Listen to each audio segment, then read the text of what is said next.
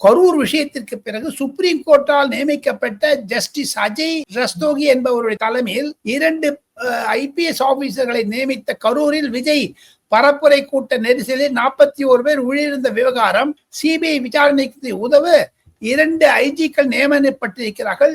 தமிழ்நாடு கேடரை சேர்ந்த IPS அதிகாரிகள் சுமித் சரண் CRPF, சோனால் மிஸ்ரா எல்லை பாதுகாப்பு படை பார்டர் செக்யூரிட்டி போர்ஸில் இருந்து அவர்கள் தேர்ந்தெடுக்கப்பட்டிருக்கிறார்கள். அவர்கள் மூவரும் உட்கார்ந்து கொண்டு இன்று அலசி ஆராய்ந்தார்கள். கூடிய விரைவில் நவம்பர் 1 வாரத்தில் அஜய் ரஸ்தோகி சென்னை செல்ல இருக்கிறார்.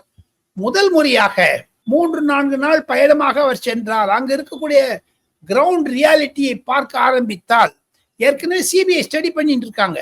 சிபிஐ கொடுக்கக்கூடிய ரிப்போர்ட்டை இவ வெரிஃபை பண்ணுவா. என்னாலும் ஸ்பெஷல் இன்வெஸ்டிகேட்டிங் டீம் என்று போட்டிருப்பதனால் அவர்கள் சென்னை கரூருக்கு விஜயம் செய்ய இருக்கிறார்கள் நவம்பர் 1 வாரத்தில். சிவா 1440 நேயர்களுக்கு ஒரு சிறப்பு செய்தி, ஸ்பெஷல் எக்ஸ்க்ளூசிவ் என்ன என்று கேட்டால், விஜய் தமிழக வெற்றி கழகத்தினுடைய தலைவர் விஜய் அந்த குழு ரஸ்தோகி ஜஸ்டிஸ் அஜய் ரஸ்தோகி முன்னதாக அப்பியராக இருக்கிறார்.